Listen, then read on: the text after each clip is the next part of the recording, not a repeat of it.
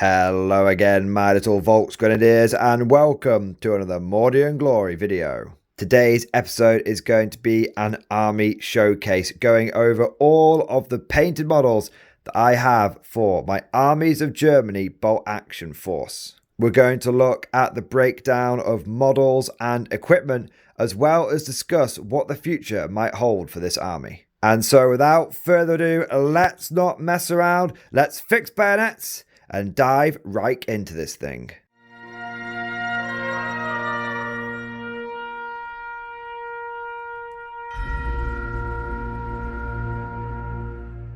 Now, normally with these army showcases, I like to start off with the infantry corps, because every day in the corps is like a day on the farm. Every meal a banquet, every paycheck a fortune, every formation a parade. I love the corps. But as we are looking at the Germans, and they do have a little bit of a thing for tanks, why don't we start off with the Panzers?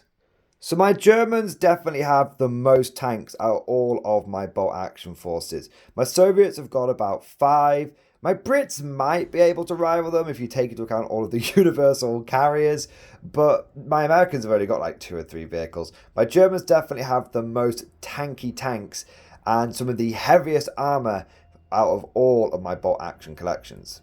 Now, starting off on the left here, we have got the first German tank that I ever painted for bolt action, and it is my Panzer IV. This is my late war Panzer IV. You can tell it's late war because it's got the big ass anti-tank gun, and it's also got all of the ACHTUNG, the side skirts. Now, for those of you that are curious about what these side skirts are designed to do, they were designed to try and reduce the effectiveness of things like anti-tank rifles and shaped charges against the armor, the vulnerable side armor of a lot of German tanks. You see, a lot of German tanks were just constantly upgraded and evolved over the course of the war, rather than, I mean, they did come up with lots and lots of new designs, don't get me wrong. You had like the Panther and the various iterations of the Tiger tank, but the majority of the German fleet was made up of Panzer IVs and Panzer IIIs, and many of these went through many different iterations and improvements over their life. And so essentially one of the things that the Germans did to try and counter a lot of the Soviet anti-tank rifles and other Soviet anti-tank weapons is they put these side skirts on the side, which were designed to tumble the rounds.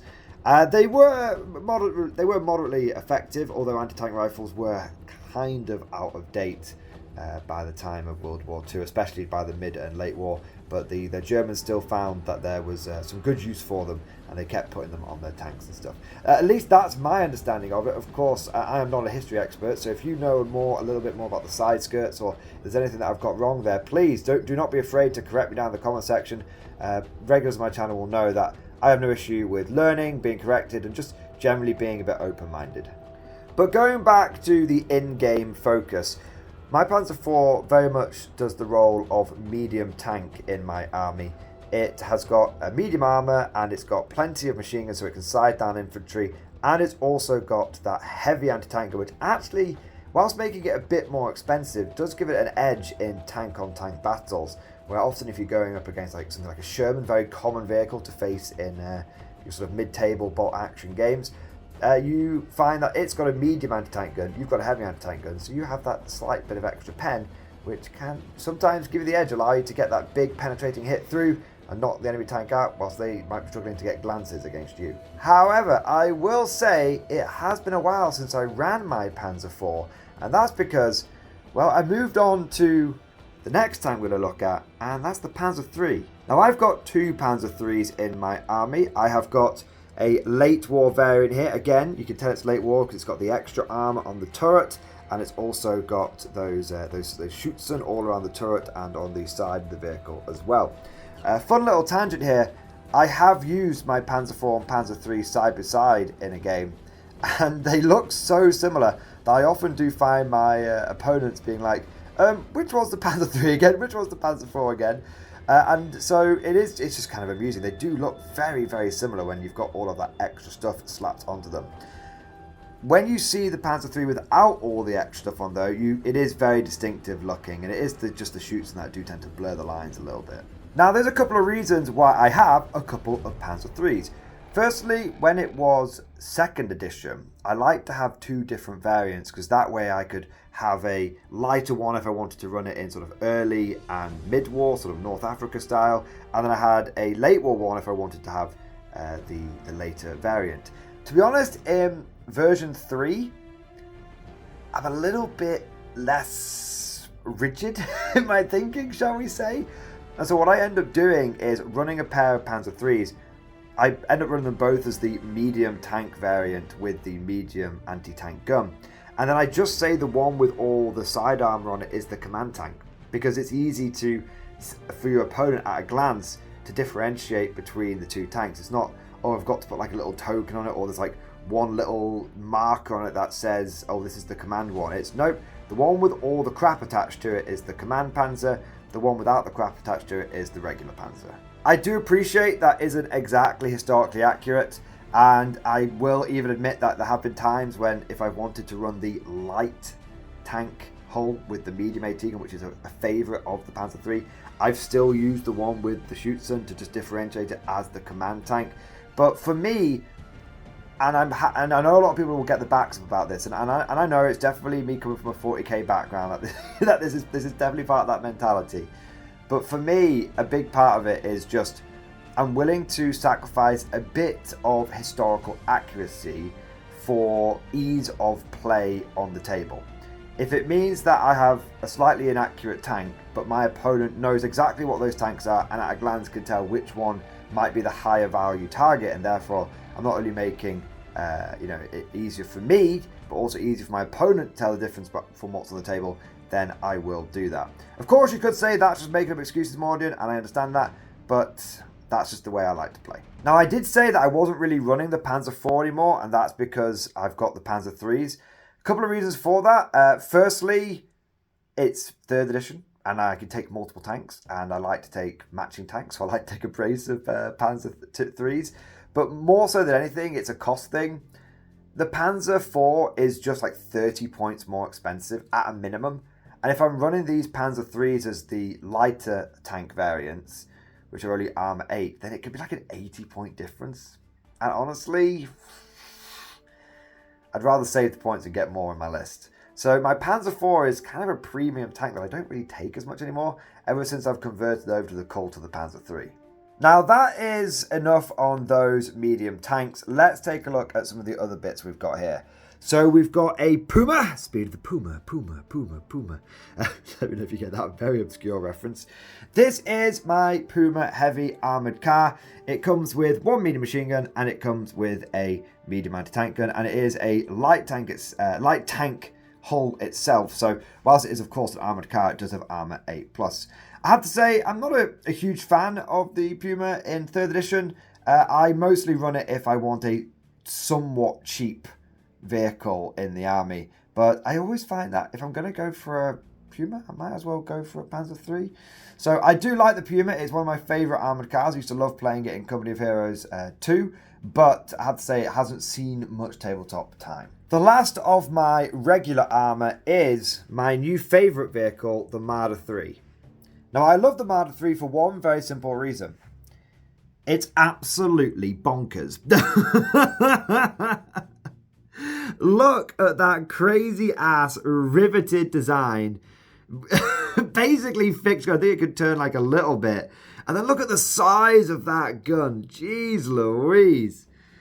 It's such a funny vehicle. It's like Armour 7 open topped.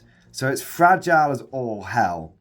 And then it's just got like a heavy anti-tank gun. I have to say, ever since I've gone over to the Marder, I've loved it. I really like whenever I build a nice take-all-comers German army list. Now, I find myself taking a brace of Panzer IIIs for doing a lot of the regular legwork. And then just in case I come across something that's just a bit bigger, a bit chunkier, a bit tougher, I bring the Marder. Because again, it's very cheap. I think it's like 155, roughly 150-ish points.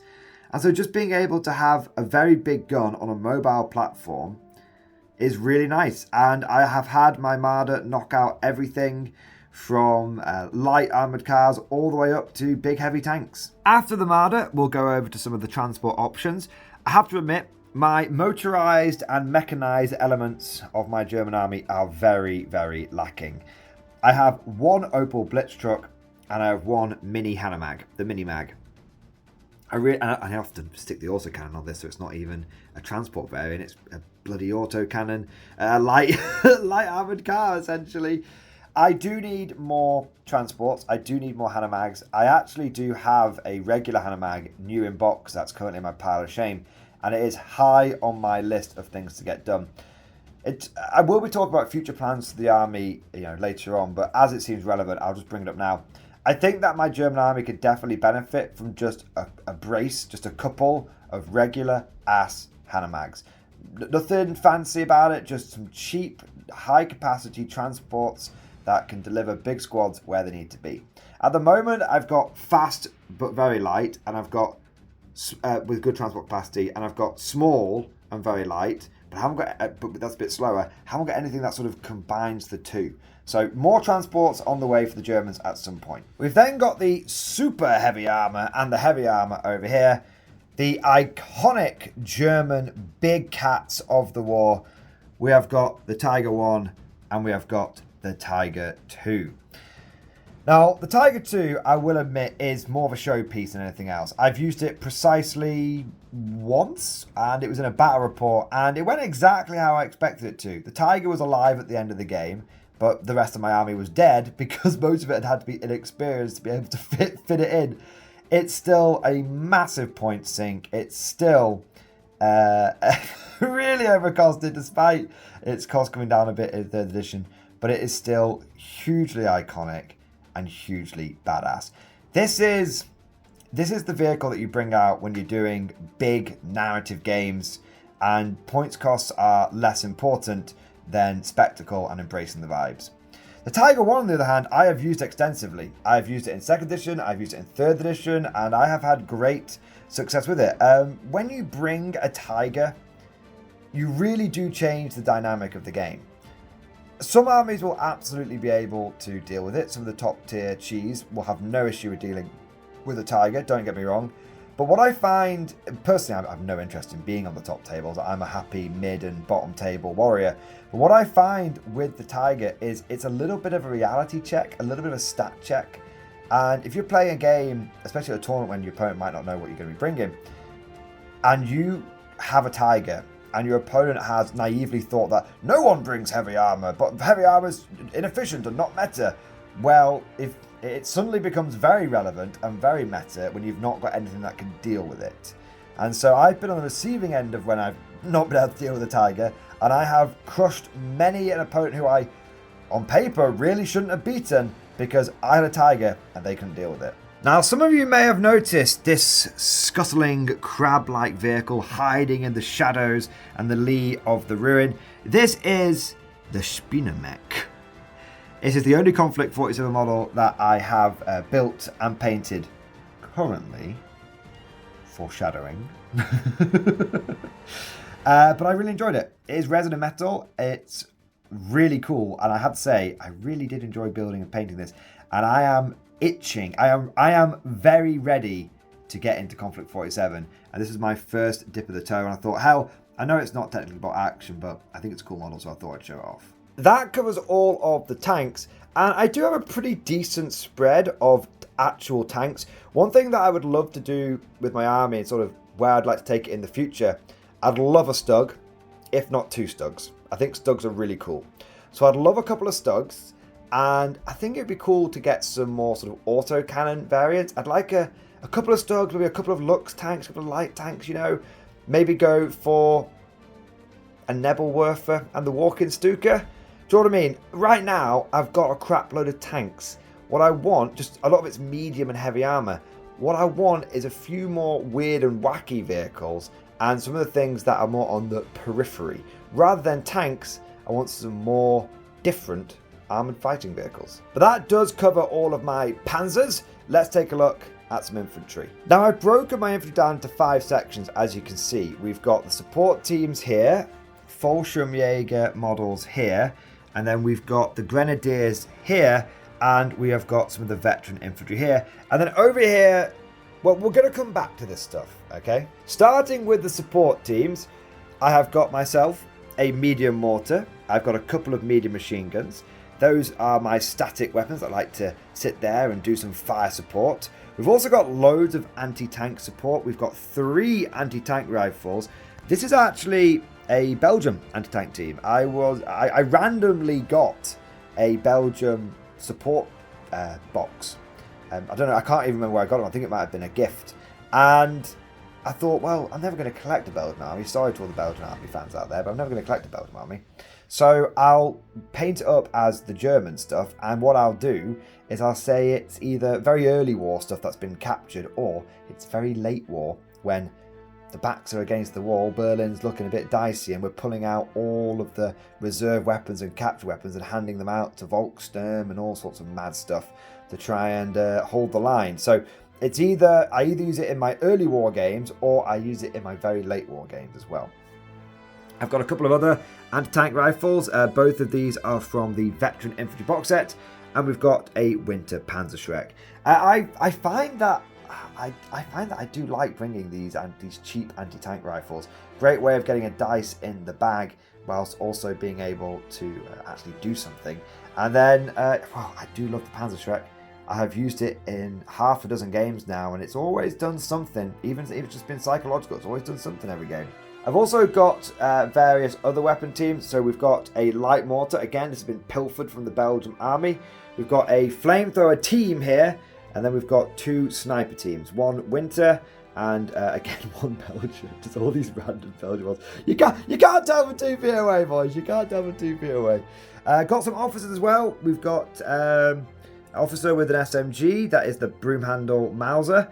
And we've also got officer with a pistol here. We've got our this is the forward something observer. Either I'm going to use him as artillery or air. And then we've got a medic. And I actually quite like using medics with veteran infantry. I find that he only needs to save a couple to do his job. So we've got a nice mixture of support teams, from snipers and mortars to machine guns and flamethrowers. Let's look into the infantry, because as you can see, I've not broken it down by squad. Instead, I've broken it down by weapon. So you can see here, these are the new Winter Fallschirmjäger, and I've got some guys with rifles there. And then these are the classic German Grenadier models. And these guys have also got rifles. And then these are the veteran infantry models, and they've got rifles. And then I've gone forward, and I've had some LMGs here. And I've got some flamethrowers from the veteran infantry. And then we've got some assault rifles across the line there. Loads of assault rifles. And then we've got SMGs at the front here. So I broke it down by equipment because I thought some people would find it quite interesting. Rather than looking at individual units, to look at sort of the proportion of basic rifles to other equipment that I have. Now, I haven't done a head count here, but I basically have a rough 1-to-1 ratio of rifle to other. So about half of my guys have rifles, and the other half have got assault rifles, SMGs, flamethrowers, LMGs, and all of that good stuff. Now, the reason why I haven't put these into specific units is because that's not really the way that I play my army. I prefer to run my Germans late war. I do. I prefer to run them late war. And so what I like to do is to give that feeling of late war Germany, where all sorts of uniforms were being pulled out of storage and people were getting patched up uniforms, and units were being formed from the shattered remnants of various formations. And so you might end up, you've got like the Volksgrenadier, where you've got like one veteran survivor leading a bunch of new guys, and they've all got like a mixed match of equipment, a lot of like automatic weapons and stuff, to represent that sort of late war desperation for the Germans. I like to mix and match the different models together. So I like to take some riflemen from the Fallschirmjäger and mix that with some assault rifles from the Grenadiers, and then maybe have a couple of SMGs from the veteran infantry, and I'll put that all together, and I'll make like a late war Fallschirmjäger squad, or I'll make a late war Volksgrenadier squad, or I'll make a veteran Grenadier squad. And I might do the same thing I'll take some rifles from here, some assault rifles from here, some SMGs from here, and I'll do the same thing with that. Now, what I tend to do, that's if I'm running a lot of if I'm running like a bit of a themed army. So you'll find that if I am running a lot of Volks Grenadiers, I'll mix all of the different model types together, but it'll just be I'm bringing 4 Volks Grenadier squads. Or if I am mixing all the different ones together and I've got 4 infantry squads, I'll have 4 Fallschirmjäger. So that way I've not got all these randomly mixed models and then one's a Fallschirmjäger, one's a Green Grenadier, one's a Volks Grenadier, because that would get super duper confusing for my opponent. It would kind of go against the whole philosophy I have with the whole Panzer III thing, wouldn't it? So I tend to just organize my armies via equipment, and then when I'm putting certain infantry choices in my army, I try and stick with one kind of infantry. That I don't always do that, and as you can see, if I do need to differentiate, I do have enough of each to do so. So it's like, okay, if I just need to have some Volks Grenadiers, I will just use these guys. If I just need, well, yeah, these guys I should say, and it's like if I just need some Fallschirmjäger, I'll build squads out of just these models. But I tend to go down more of a theme. I tend to be like, okay, I'm running a Volks Grenadier sort of division today, or I'm running a Volks Grenadier platoon today, or I'm running a Fallschirmjäger platoon today. And that way, I get to mix all the models together. It's easy for my opponent to understand any big 10-man squad equals the same thing. And it allows me to create what I feel is a much more thematic, a much more narrative, a much more, dare I say it, probably should have, considering my paint scheme, historical feeling to a late war German army. Now that covers a lot of my infantry and my tanks, but like I said earlier, we're going to come back to this part of the force now. So these are my original German army models. So this was the first bunch of models that I got. This is the essentially winter German starter army. That's where I got that Panzer IV from and the Opel Blitz from. And I painted these up a few years ago. And I don't really use these models anymore. And the reason is that they're just, I don't like the colour scheme. They're just a bit too dark. I mean the lighting isn't exactly great now, but geez, at least you can see the green and white on these guys. These guys, you can't tell the camo hats, you know, the camo covers on the hats, they're way too dark. So you can see that I do have quite a big sort of German army without these models, and that's why I don't really use them anymore. And then I've got a few test models here from when I was trying out the Winter Fallschirmjäger. I was going for a more Luftwaffe Field Division kind of vibe, but I ended up not liking the blue and ended up going with a field grey instead. And really, there's a lot of equipment here. You know, I've got an extra MMG, I've got an extra medium mortar, and you know, if I need to, I will bust these models out if I do need an extra mortar or an extra MMG. But honestly, I don't really use them anymore, and that's a bit of a shame because there's some good equipment in here. We've got loads of LMGs, we've got loads of assault rifles, we've got a few more SMGs, we've got a buttload of Panzerfausts, and I would like to be able to use these models, but I need to repaint them. And this kind of brings me on to the future of this army. I actually really want to repaint these models, and I think it would give me a lot more German infantry. And I think considering that you can see the army is clearly winter themed, having a winter themed army without any actual winter Germans in it with big greatcoats, that does feel wrong. That doesn't feel right. And so at some point in the future, I'm not putting a date on it or anything, but at some point all of these models are going to get resorted out, probably get reprimed, and I'm going to be painting them in the new color scheme with the snowy bases and the graph tufts and the field grey, and it should just brighten them up a lot.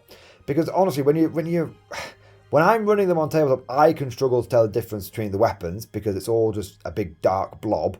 And when I am doing them on battle report, you can't really see what each squad's got. And when I'm at tournaments, I have had loads of people say to me, where's the LMG in that squad? And I'm like, oh, it's that guy. And they go, oh, I can't really tell. So I do think that there is a bit of an issue with this colour scheme. And so I will be redoing it at some point and hopefully bring it over to the brighter and just more popping colour scheme over here. Now, speaking of repainting, I know there are going to be some people who are going to have had a bit of an aneurysm looking at my Panzer Grey tanks, because a lot of these shouldn't be in Panzer Grey. You shouldn't have tigers in Panzer Grey.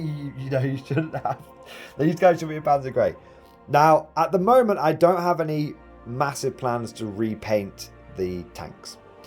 Personally, I like Panzer Grey. I do. However, these are a bit, you know, again, they're a bit dark. The light doesn't quite come off them the way I'd like to.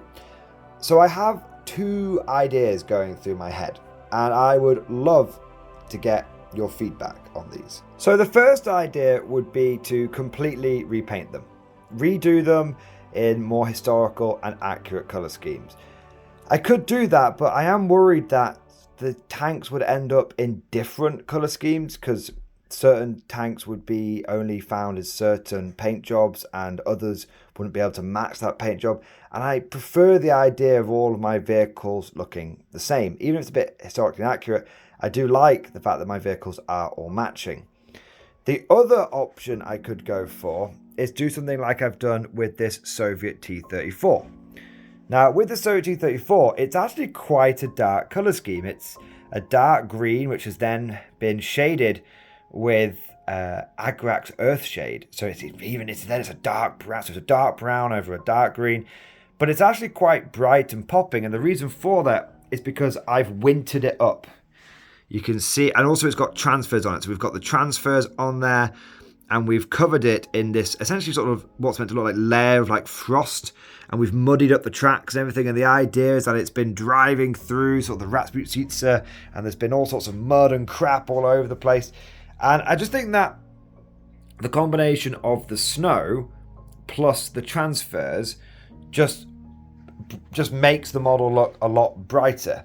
And so I was thinking of essentially applying this sort of frosted snow effect, this icy effect, over the German tanks as well, which would hopefully make them look a bit less like a big blob of grey, and should also somewhat disguise the fact that some of them are in Panzer Grey when they probably shouldn't be. But that just about covers it all. So that is my big German army. And that's everything that is currently painted. Now, I do have a fair amount that's also in the pile of shame. I've got a few more. I've got a lot more Winter Fallschirmjäger, and like I said, I've got a couple of Hanemags as well that I could be working on. But let me know what you think that I should add to this force. I don't currently have any artillery or howitzers or Nebelwerfers or anything like that. And also, I'm missing a few, like I said, a few certain vehicles that would probably round the force out. At the moment, I've just got buttloads of infantry and tanks. But if you think there'd be a good addition to the army, let me know that down in the comment section below. As always, if you enjoyed today's video, don't forget to go ahead and smash that like button and also subscribe to never miss an episode.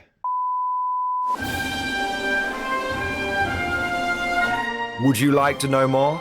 If so, then please consider becoming a channel member or patron. By supporting the channel, not only will you be doing your part, but you'll also be helping me create more content for your viewing pleasure and unlocking a whole host of perks. You get everything from a badge next to your name, custom emojis, but the big one is access to the Mordian Glory Discord server, an online community with almost 2,500 active members. It's always popping off in the MG Discord. We've got channels for army lists, hobbying, tactics, stories, and even a pretty spicy meme section as well.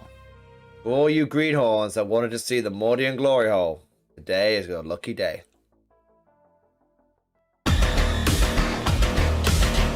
And joking aside, I do want to say a massive thank you to all of the current channel members and patrons. You guys are amazing. Truly the lifeblood of the channel. I could not do Mordian Glory full-time without the incredible and generous support of my members. So thank you guys so much. And last but certainly not least, I want to say a personal thank you to all of my top tier Patreons.